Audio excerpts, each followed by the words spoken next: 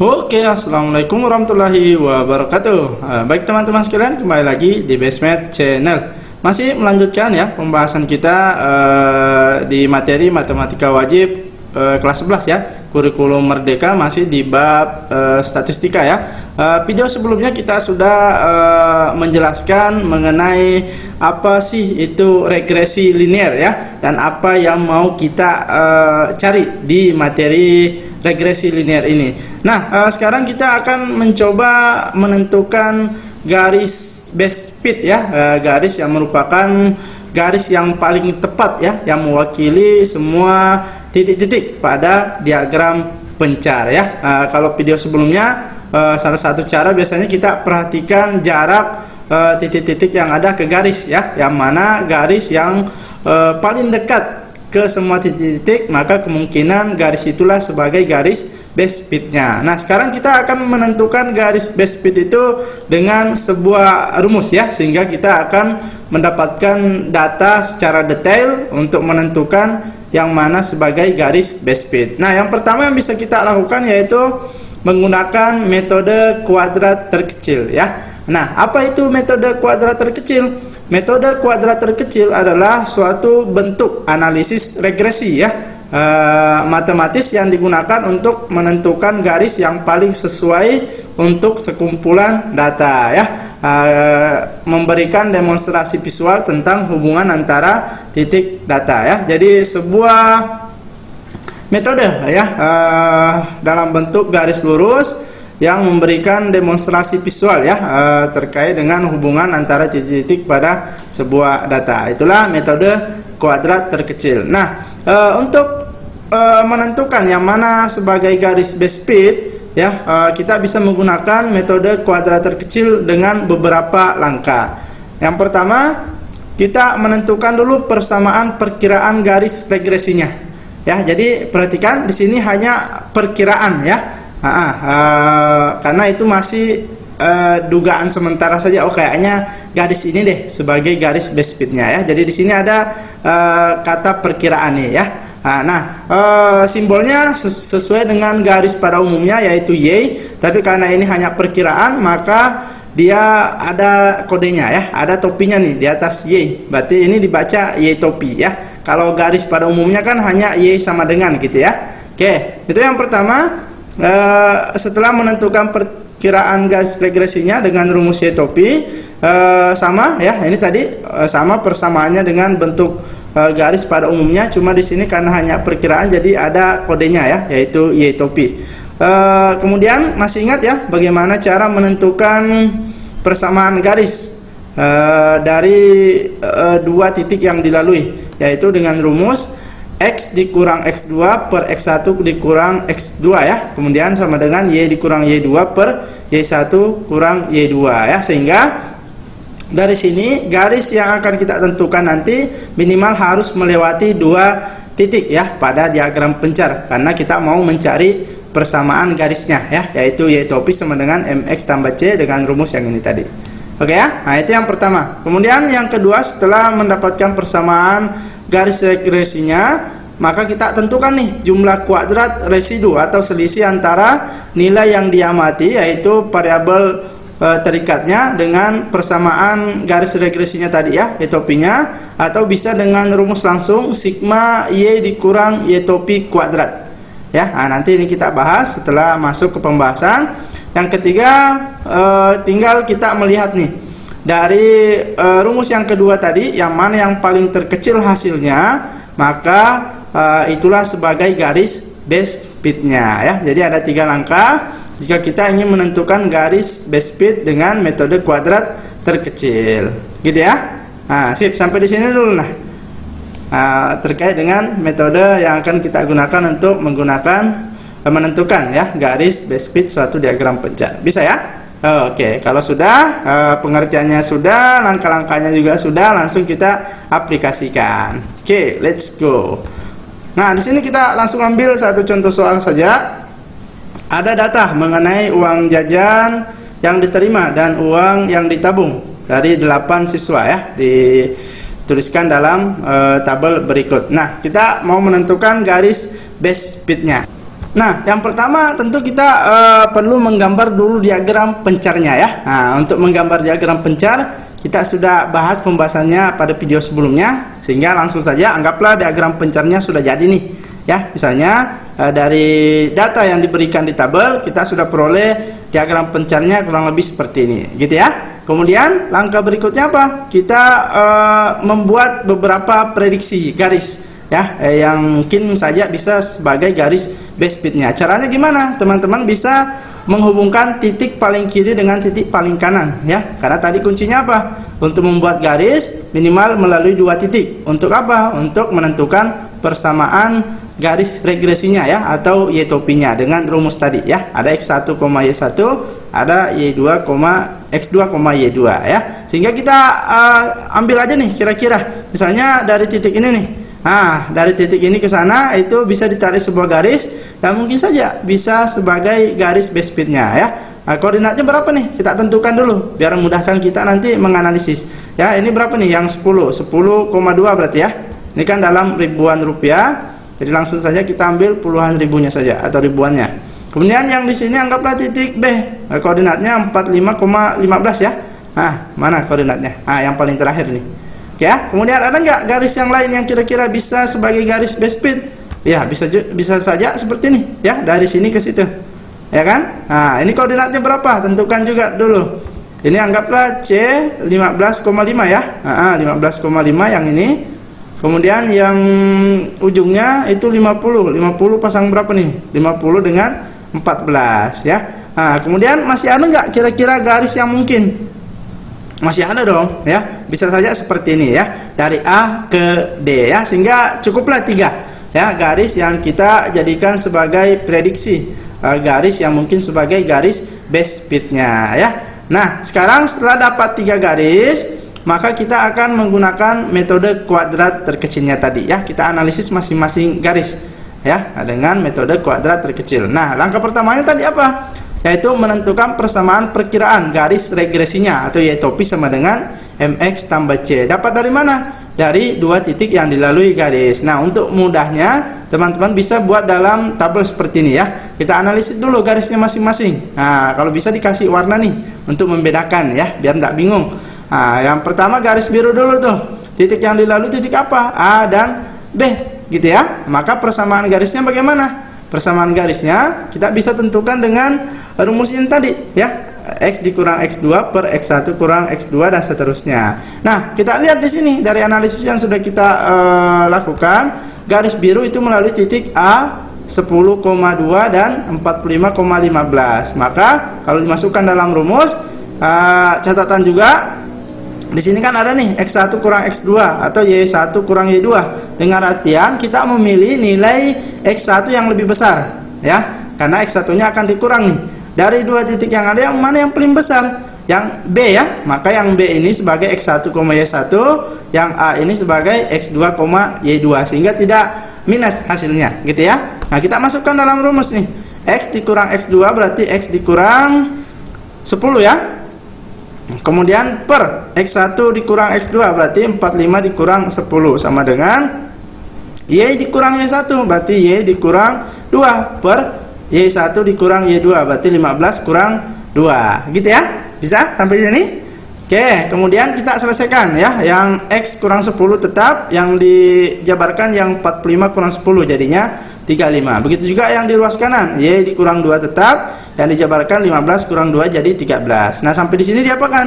Dikali silang ya. Artinya yang 35 dikalikan dengan y dikurang 2 karena kita mau buat persamaannya y sama dengan. Sehingga 35 dikali y jadi 35y, 35 dikali min 2 min 70 ya. Sebaliknya yang x kurang 10 dikali dengan 13 ya, sehingga 13 kali x 13x, 13 kali min 10 min 130. Kita mau buat persamaannya y sama dengan, maka 35y tetap ya, yang min 70 pindah ruas ya. Pindah ruas, di ruas kanan masih ada 13x dikurang 130 min 30 pindah ruas jadi plus 70 gitu ya. Sehingga kalau diselesaikan jadinya 13x dikurang berapa tuh? 60 ya. Nah, cuma yang mau dicari adalah y sama dengan ya. Berarti yang 35 ini juga harus pindah pindah, dia mengalih, berarti dia pindahnya membagi 13x dikurang 60 ya. Nah, bisa juga seperti ini persamaannya, namun baiknya kita kembalikan ke bentuk umumnya ya, sehingga ini bisa kita ubah menjadi Y sama dengan yang 35 ini kita jadikan 1/35 ya, yang 13x dikurang 60 jadikan satu paket seperti ini dalam kurung ya, untuk memudahkan nantinya dalam menyelesaikan hasil pengoperasiannya ya. Nah, sampai di sini dulu dapat nih persamaan garis Y topinya untuk garis biru tadi, garis yang pertama ya. Jadi ini Y topi ya, karena ini adalah persamaan perkiraan garis yang mungkin, gitu ya. Sip. Nah, ini langkah pertama nih untuk menentukan persamaan perkiraan garis regresinya. Tapi di sini kan tadi garisnya ada 3 tuh ya. Ini kan masih yang pertama. Berarti masih ada yang kedua. Yang mana? Nah, kita ke yang merah dulu. Yang merah nih melalui titik C dan D. Maka untuk persamaannya kita bisa peroleh dengan cara mensubstitusikan ke rumus yang ada ya. Ingat tadi yang sebagai X1 yang nilainya paling besar. Berarti yang mana nih? Yang D ya. Nah, yang D ini kan 50 nih, 14. Yang C-nya 15,5. Berarti yang C sebagai X2 Y2. Masukkan ke dalam rumus, diperoleh X kurang 15 per 50 kurang 15 sama dengan Y-nya berapa? Y dikurang Y2. Berarti Y dikurang 5 per 5. 14 kurang 5 ya. 14 kurang 5. Oke, tinggal kita selesaikan ya. Yang X kurang 15 tetap, 50 kurang 15 berapa tuh? 35 juga ya, kayak tadi, sama dengan Y dikurang 5 tetap, 14 kurang 5 yang kita selesaikan, jadinya 9. Sampai di sini sama, dikali silang. Usahakan yang Y yang di ruas kiri, berarti 35 dulu dikali dengan Y dikurang 5 gitu ya, sehingga 35 dikali Y, 35Y, 35 dikali min 5, min 175 ya, cepat aja nih.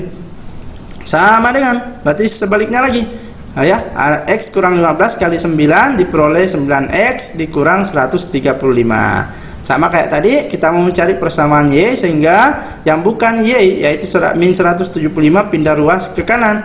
Pindah ruas di sini tandanya negatif, berarti dia positif, menjumlah ya, menambah. 35Y sama dengan 9X berapa nih? Min 135 ditambah 175 jadinya 40 ya. Nah, positif 40. Sehingga kita mau cari persamaan Y-nya, yang 35 di sini posisinya mengalih, pindah ruas jadi membagi ya. Sama, kita kembalikan ke bentuk umum yang tadi, sama dengan persamaan Y topi dari garis biru, maka Y-nya bisa dibuat menjadi 1/35 ya.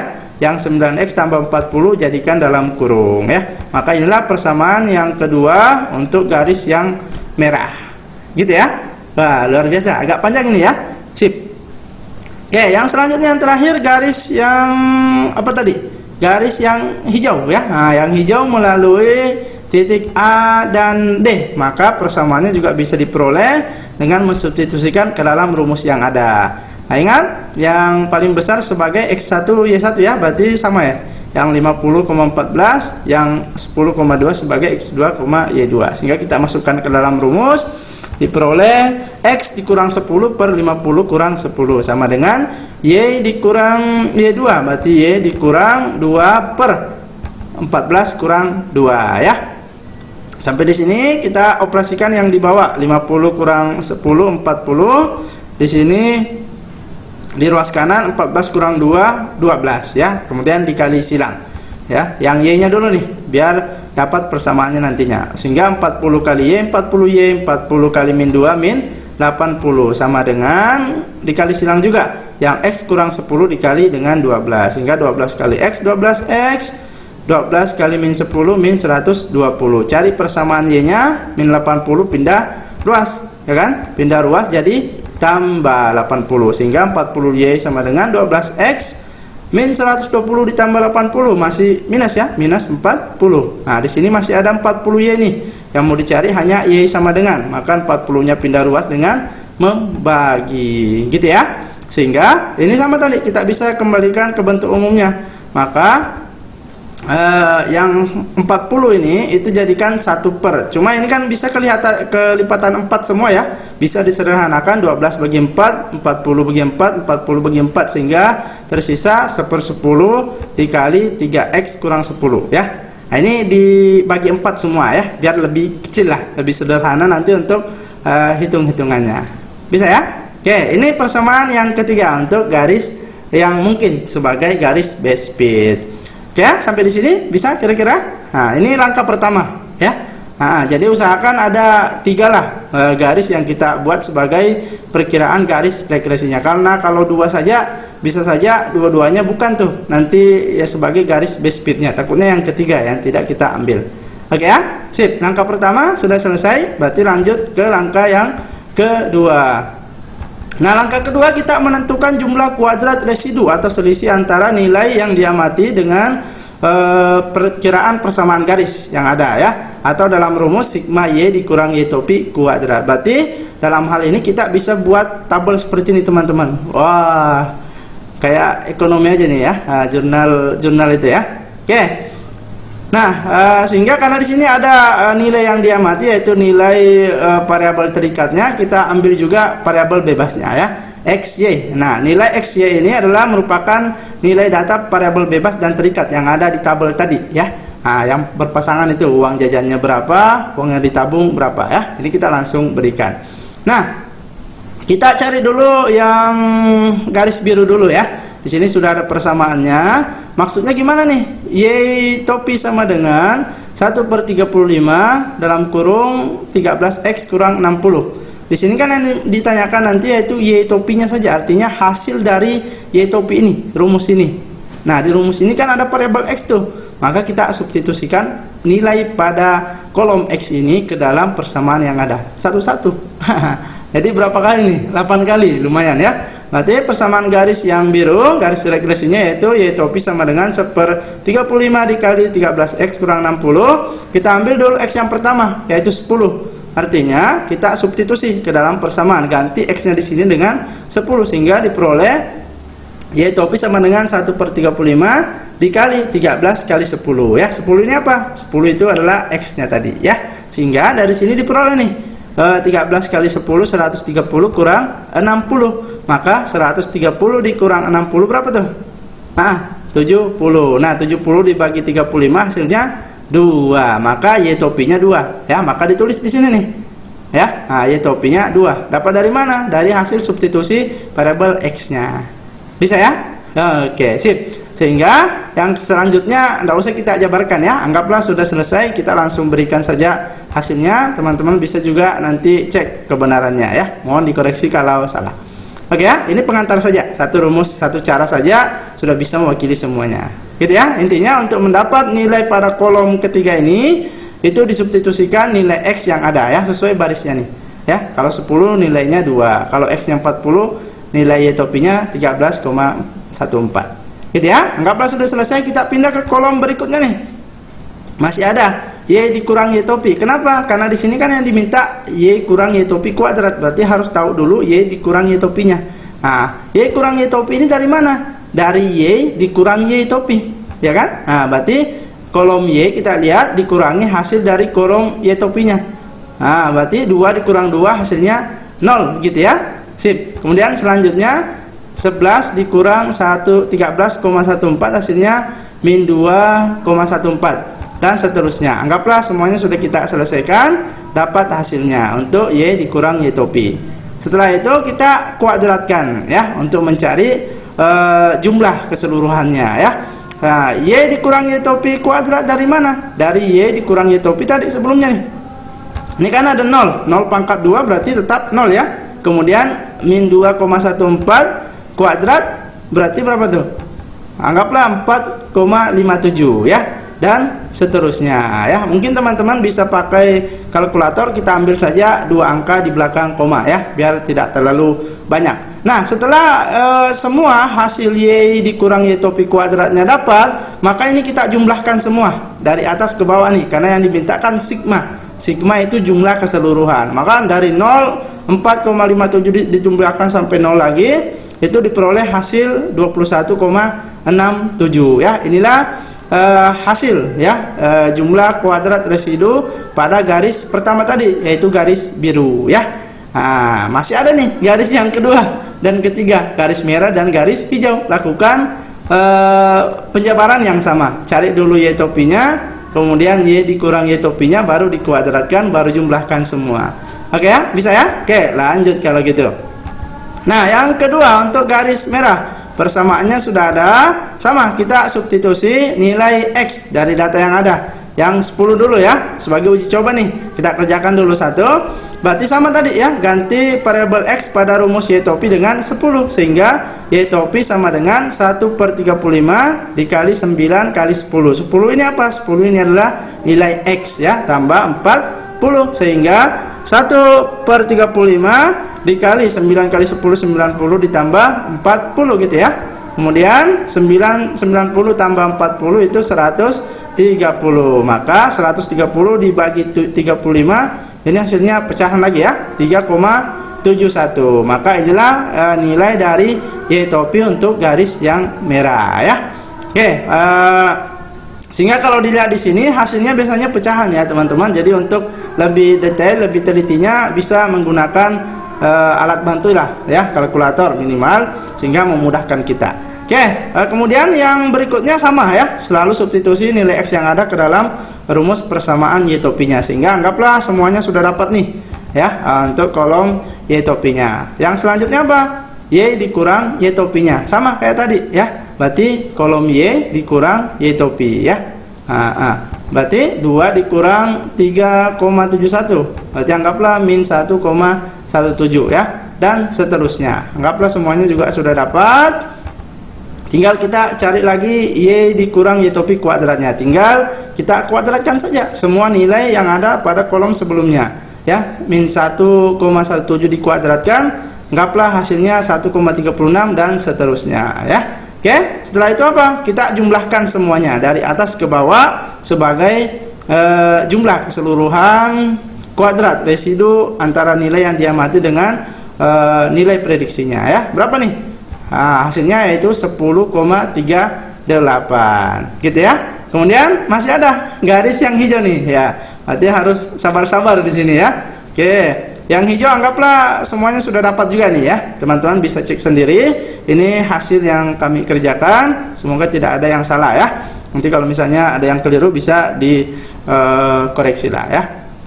Oke, nah kita cari langsung Y dikurang Y topi kuadratnya ya. Kita jumlahkan, diperoleh hasil 12. Nah, sehingga langkah yang kedua tadi menentukan jumlah kuadrat residu selisih antara nilai yang diamati dengan nilai prediksinya, kita sudah dapatkan semua untuk masing-masing persamaan garis ya. Garis biru sudah dapat, garis merah juga sudah dapat, garis hijau sudah dapat. Nah, yang terakhir apa? Kita mau menentukan garis base speednya dari nilai sigma Y dikurang Y topi kuadrat yang paling kecil. Nah, dari ketiga nilai nih yang ada, yang mana yang paling kecil? Tentu yang 10,38 ya, yang merupakan hasil dari garis yang merah. Sehingga dari sini kita katakan garis base speednya yaitu garis yang merah yang melalui titik C tadi ya, 15,5 dan titik D 50,14 ya, dengan nilai sigma Y dikurang Y topi kuadrat yaitu 10,38 ya. Sehingga dari sini sudah ketahuan ya, sudah jelas patokan kita untuk menentukan yang mana sih sebagai garis base speednya. Tidak mengira-ngira lagi ya, sudah ada data dengan jelas nih ya, dengan rumus yang ada. Nah, seperti itu kira-kira menentukan garis base speed menggunakan metode kuadrat terkecil. Gimana kira-kira? Lumayan ya untuk mengisi tabel-tabelnya ini. Dan memang seperti itu ya. Dan ini biasanya seru nih kalau ada begini ya, karena biasanya kalau ada satu nilai yang salah, yang lainnya juga akan salah tuh. Nah, kadang kalau kita kerjakan dengan teman bisa beda hasilnya ya. Nah, terjadilah diskusi. Ya, jelas ya sampai di sini. Nah, kita kembali lagi ke grafiknya tadi, diagramnya. Dari 3 garis tadi sudah diputuskan bahwa garis yang merah ini sebagai garis base speed ya. Nah, berarti yang merah ini sebagai garis base speednya atau biasa dikenal sebagai garis regresinya. Nah, residunya itu yang mana? Di sini kan ada tuh jumlah kuadrat residu. Residu itu adalah jarak antara titik-titik ke garis yang ada. Nah, itulah residunya. Gitu ya? Bisa ya? Oke. Nah, ini sengaja kita jelaskan di akhir saja ya, sebagai kesimpulan. Nah, kita lihat garis yang paling mendekati kedua adalah garis yang hijau tadi ya. Kita tampilkan lagi garis yang hijau nih. Nah, kalau dilihat garis yang hijau ini bisa saja sebagai garis best fit ya, kalau menggunakan perkiraan yang pertama kemarin pada video sebelumnya ya, yaitu melihat jarak antara titik-titik ke garis yang ada ya. Cuma kita lihat nih residunya ini bagaimana. Nah, ini lumayan banyak, ada 4 titik yang berjarak jauh terhadap garis, sementara yang merah tadi hanya ada 3 garis. Itu pun kalau dijumlah jaraknya, maka jarak yang paling kecil adalah jarak garis merah memang ya. Jadi meskipun secara langsung nih garis hijau juga bisa sebagai garis best fit, tapi dengan menggunakan perkiraan metode kuadrat terkecil, memang garis merah lah yang pantas sebagai garis best fit. Dilihat juga penyebaran titik-titiknya nih. Kalau yang garis hijau kebanyakan titiknya di atas nih, hanya ada 1 lah yang di bawah ya. Ini kan masuklah di dalam garis. Kalau yang merah imbang ya, ada 2 di atas, ada 2 di bawah nih. Yang ini kan agak dekat, maka tidak dihitung lah ya. Jadi memang secara perkiraan bisa saja yang hijau juga sebagai garis best fit, tapi itu hanya perkiraan saja. Lebih jelasnya memang harus ada cara dengan rumus, sehingga diperoleh hasil yang memang betul-betul meyakinkan kita ya, bahwa itulah sebagai garis best fitnya gitu ya, dengan metode kuadrat terkecil. Oke, bisa ya kira-kira bagaimana menentukan garis best fit dengan metode kuadrat terkecil. Demikian pembahasan yang bisa kita berikan ya, semoga bermanfaat dan bisa dipahami. Tentunya nantikan pembahasan materi yang lainnya pada video selanjutnya ya. Selalu tetap semangat dan selalu berprestasi.